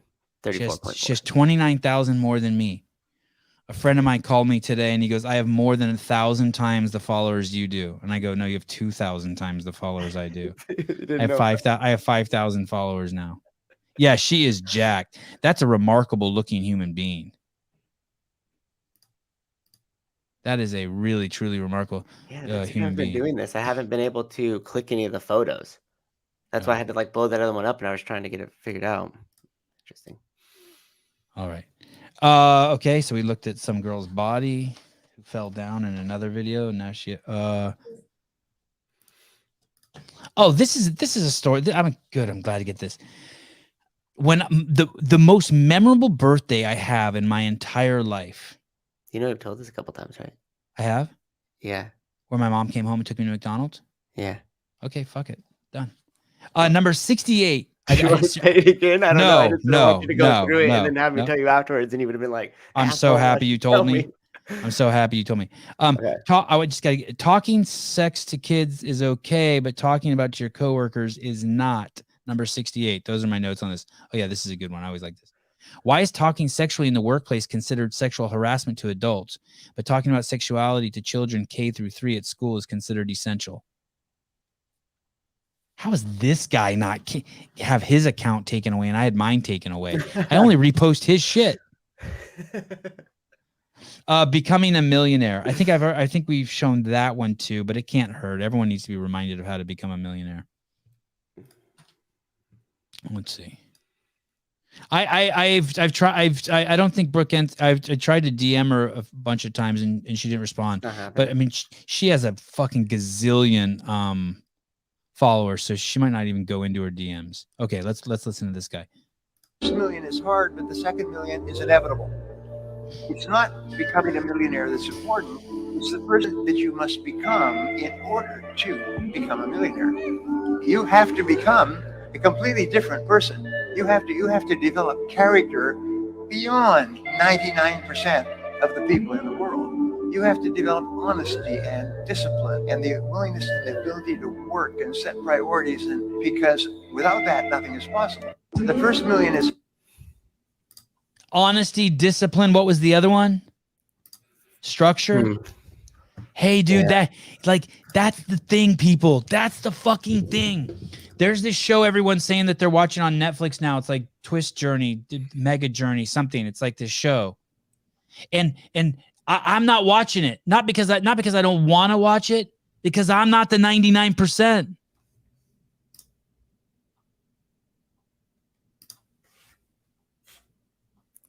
When this show is over, I will go back into I will kiss my kids. I'll hug on them. I'll go back into the garage and I'll start preparing for my podcast tomorrow morning. And I'll do that until about 10:30 at night till my eyes are burning. Then I'll hang out with my wife for 30 minutes. Then we'll go to bed. Then I'll check on my kids, move them around in their bed, try to move them out of like their sweat pile because they're always sweating like crazy. And I like to move them out of the wet spot. And then I go to bed. And I'm running such a fucking tight, crazy ship that when I go to bed at 11 at night, if I have to wake up once in the middle of the night, my next day is fucking ruined. But if I can make it, which I do 99% of the nights, to 6 a.m., I wake up and everything's perfect. And I start over and I just get at it. I jump, I don't always jump straight up. I do my little routine of checking in with myself, catching my breath, become conscious before my eyes open, start to really take control over who I am and what this thing does. And then attack. And that guy's right. The first million is hard, and then after that, the second million's inevitable. But you have to be okay being the UFC fighter without tattoos. You're not the 99%. The 99% don't. You're going to be different. You were getting some love on the Bill and Chase podcast earlier today that they did live. Oh, they were talking just about they're like, it's just crazy, the discipline and the hard work for the podcast every day and getting your kids to where they need to be all the time. And both of them obviously have kids and are aware of how much energy and effort that takes to like get them to where they need to be and get in the car and doing the stuff. And so they were just, they're just giving you some love, saying you're a hard worker, disciplined dude. That's cool. Making them work harder. It's crazy, by the way. Susan knows it because he's on the phone with me when I'm trying to play fucking tennis and talking to him or trying to get them in the car or I'm trying to pee a kid and we're like trying to figure out like which day we should ask people to wear the shirts at the CrossFit Games. By the way, it's gonna be a fucking show at the fucking CrossFit Games of Sevan Podcast shirts. It is gonna be a fucking show. Bring your fucking shirt. We got something special for you. And that the week leading up to the games, like I don't know if you picked up the calendar and stuff, but it's going to be a who's who on here that whole entire week. It's going to be nuts. It's going to be a lot of fun too. Sevan, should I help my granny across the street with her groceries or should I make her do it so she's more fit? Neither. You should take a slingshot and shoot her in the back when she's walking across the street so that bitch hurries the fuck up and sets a new PR crossing the street. That's the second question that we've gotten like that. I know. I can't tell if he's being cool or the first time he's being cool. The second time he's being, I don't know what he's doing. Jake McCammon. Hey, you should go over to and give her my phone number. I love some Granny Beef. Oh my goodness. Don't you wish my mouse wasn't working now? People who don't bust your. Oh, okay. Listen. I gotta get back on track. What are we even? There's this thing. Josh Matt would always say about people who don't put their shopping carts away, and I think I've said this before. My issue is people who don't bust their own tables. Like bust your own. Like obviously not at a restaurant. Pre-bus. Yeah. But if the restaurant requires you to bust your own table, bust your own table. It's part of the commitment of just being a human being. It's like saying the Pledge of Allegiance. You don't have to actually believe in the Pledge of Allegiance. Do your part, partake. You're not hurting anyone. There's some facades that are good to keep up, like the one that red means stop that I always talk about. We got to keep that facade up. Mr. Rhodes. Yeah. Hi. Brother. How are you, brother? The stage is yours. I'm great. How are you? I just said I love me some Granny Beef. I must be either be high as fuck or just free. I heard you, sweet pea. Listen, I sent you a couple little things on your text that said send me the link, but I can see your face on my laptop, so I feel like I'm speaking with you. Oh, you should have sent it to my personal. You should have sent it to my personal phone because I don't look at the text on this phone. I sent it to Coach's phone. Oh, yeah. I don't. Yeah, send it to my personal phone next time. All right. Should we make next time this time? Because I'm going to be working in 2 weeks. I'll be on location for 4 weeks. Yes. If you send me a text right now, I will bump you up onto the show. You will be the guest. Cobra Roads at Gmail. Are you on your phone? Yeah, I'm on my phone and I have a laptop. Send it to Cobra Roads at Gmail and I'll kiss you. I'll even do my hair. Cobra Roads. Can you do that, Susan? Cobra Roads at Gmail. Easy day. What special guest device are you on? What is it just a website type thing or as long do you have Chrome? I think you have to open it on Chrome, or we can just tell or I can easy. I've got 7 kids in North America. Of course I have Chrome. The great Cobra Roads has Chrome.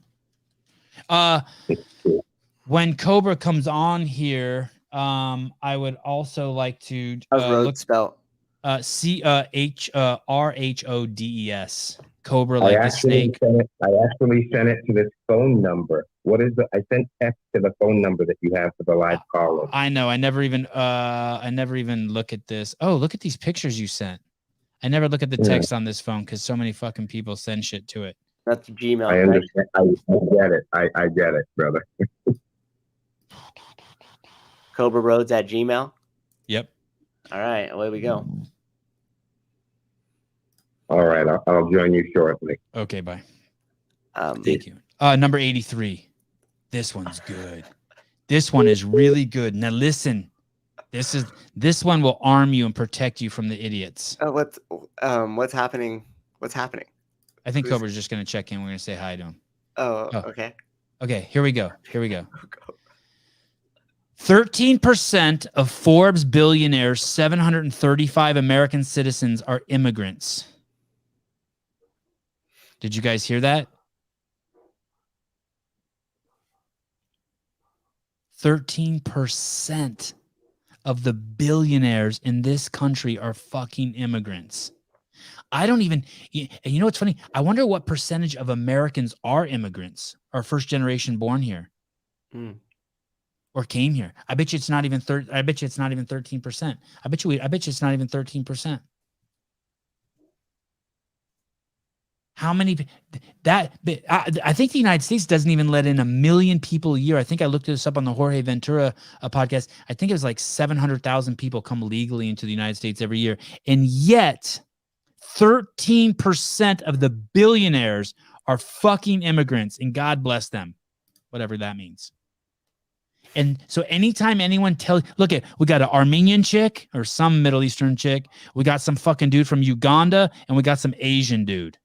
This is kind of old on the statistics. First generation or something. These immigrants hail from 35 different countries and every continent but Antarctica. The world's richest person, Elon Musk, $219 billion, is one of 3 from South Africa. It's so crazy. Is he a Jew? Is he Jewish?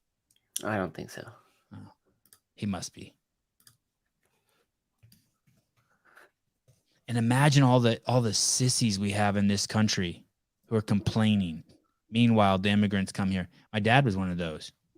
Came here and kicked ass. Kicked ass. Opened a liquor store and sold booze to your parents. Okay. Cobra Rhodes. Oh, there he is. Mr. Rhodes. Mr. Rhodes. What's up, brother? How are you? Is that a Cobra? What is that around your neck? Did you injure yourself? I cannot hear you, brother. Oh. Oh, there you are. Hello, Hi. Sevan. Hey. How art thou? What happened to your neck? Oh, fuck. Pardon my language, everyone. Oh, shit. You got a haircut. Yeah, I did the film with the kid that slapped Chris Rock, remember? Oh, yeah, Mr. Smith. Yeah. And you, wow. Was that hard cutting your hair for that role? No, that counted. Actually, the people in makeup told me to keep those locks because your next role, they might want to reattach them. And you don't want to buy a wig. Use your own hair. And so you kept it? Yeah, it's in a bag. It's in a bag in bedroom number. Yeah, it's in a bag. Yeah, I've never seen you with short hair. Yeah, of course not. No, 23 years I wore. Holy cow. Yeah, it's funny. I was reading for a role in The Council that he was playing Nicky Barnes. I read once in New York, and then the slap happened. And my publicist called me and said, "Don't pack your bags because you're not going to read again for a minute." So there's a is it a Civil War movie, Cobra? Emancipation. Yeah, Emancipation.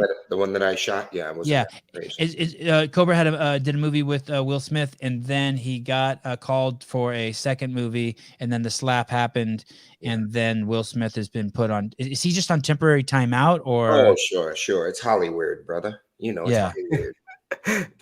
Hey, why can't they get him and Chris Rock to just do a movie together now and fucking capitalize on that? Cha-ching. Listen, this is the gig. But Will Smith and Johnny Depp. It's a blockbuster. Oh, wow. And they're fighting over a girl. Yeah, no, they can fight over an elephant. Who cares? Yeah. They can both be pacifists smoking hash in the Himalayas. Nobody will give a flying fuck. They will put asses in seats, guaranteed. Wow. Hey, and if you got a line on Eminem, I've got some great shit on him to shred up Nick Cannon. Well, tell me why they got a beef? No, well, I don't know. I just pay attention. I got kids. You know, I got kids. So was that a joke you're cracking, or is this what's going on with Eminem? Serious business. Seven digit lyric that you have. Yeah. And dude, write the song and send it over to the crazy guy in Malibu, the fucking white guy in Malibu, Rick Rubin or whatever. I don't have that kind of time. You know, I just started training again Monday. I just started training because the Europeans are singing for me to come over and do some seminars. Can I see it? Let me see. There's nothing to it, bro. There's nothing to it. I've just been in the kitchen. That's all I've been working on my cookbook. That's it. I made a movie called Pulling John. It is the seminal movie on professional arm wrestling. And at the time, Cobra Rhodes was the best arm wrestler who ever lived in his weight class. And John Brzezinski was the best arm wrestler who ever lived in his weight class. And so Cobra was the man. He's been there. He is with Stallone. He's been all over the world. And the Europeans love them some Cobra Rhodes. Well, you know. How many languages do you speak, Cobra? Zero. I'm a mannequin. I'm a ventriloquist is controlling all of this shit. Really good. No Ruth Buzzy in the room. This is magic. Right. The interweb magic. I feel like you speak a little bit of Russian or something. No, All right. Good. I'll believe anything. We are we're at an hour and 42 minutes. You really deserve your own show. But before we wrap up here, what's next for you? You said you're going somewhere in 2 weeks. Yeah, I'm gonna be working on just doing some stunt work on a project. I signed an NDA, so not on the interweb. But so when you also looking at Sherlock Holmes 3, a little bit piece in there with Iron Man. And when you say stunt work, do you mean what? Can you tell us what does that mean? Like falling down some stairs or taking a punch or? All of it. Like in the Emancipation, the Civil War. This was that film was directed by Antoine Fuqua. Just said in an interview last week, it's the greatest film that he's ever done. No, I didn't know that. When's it coming out? It was supposed to come out this October, but since Chris Rock doesn't know how to duck. It's going to come out in March unless they back it up again. You're blaming Chris Rock for that shit, Cobra? You need to get out of the way. You got to get your head off the center line. You got to get your head off the center line. You know these things. You've seen the pimp in action. I have seen the pimp in action. You taught me the acronym BDP. Yeah, the Big Dick Gangster. Yeah, or BDG. Yeah, Big Dick Gangster. Yeah. You taught me that. I'll never forget it. We were in some casino in Kansas, and you dropped that on me. I was like, damn. It's nice to see you. Sevan, who's your brother? I gave... Matt Souza. Matt Souza, meet the great Cobra Rhodes. Andrew Cobra Rhodes. Wonderful to meet you, sir. Nice to meet you. Well, we shall talk soon, and thanks for popping in today. Love seeing your face, dude. Appreciate you. How do I All get right. out here without embarrassing myself? Because the interweb is not my friend. You are a great dude. We're gonna just kick you to the curb, but you got to believe none of what you hear and half of what you see, brother. peace and love. Thank you. That Wow, was freaking Chauncey. sweet. I was like super confused as to what was Dude, going on guy's there, but that was amazing. an awesome little nugget, little surprise. He's the kind of guy when you're around him, you're free. I could tell. You're just free. Like he's the kind of guy like I can't. The example I'm going to give isn't going to be a good one, but you're just free. Like you could be drunk, you could be sober, you could be like. He's so fun to hang with. Anything goes. It's safe. It's free. He's loving. He's funny. Yeah, he's got a lot of kids. He's a father. That's awesome. Okay, I want to finish with one thing that's always good to smash Canada before we. Roger that. This is a little old, but I love beating up on my Canadian brothers. Oh, I got a Patrick Vellner card. Look at You this. did? Yes. Bust that bad boy Yes, out. yes. Show that up before we. I have number 11. Speaking of my favorite Canadians, limited edition from Wad Zombie. Bam. I don't know how he's selling these so cheap, by the way. This carrier that it comes in. Sorry, it's funny. It's always blurry, and now it's blurry on that. This carrier it comes in is nice, and then it comes with a stand, and he can be perched up right next to Colton. All I need's a girl, and we can have a threesome. All right. Bam. Oh, look at that. There's like a Hopper one too. Jason Hopper card coming out. Wow. There he's out. Okay, That looks great. I'm gonna have to order that one. Great job. Yeah, on it's the cool. site. Yeah. Oh, a Sevan sticker, and that doesn't come with a stand. That's false advertising. Dude, my kids have stuck those Sevan stickers all over their skateboards. That's awesome. I know, it's pretty cool. Okay, number 90. I don't know what number this is. Oh, it's number 90. Let's finish here. The Canada. Yeah, this is Canadian Health Agency. Oh, we've shown this before too, right? I feel like I don't remember one, but it could have been on a show that I wasn't on. Canadian Health Agency mistakenly tweets porn link instead of government COVID data.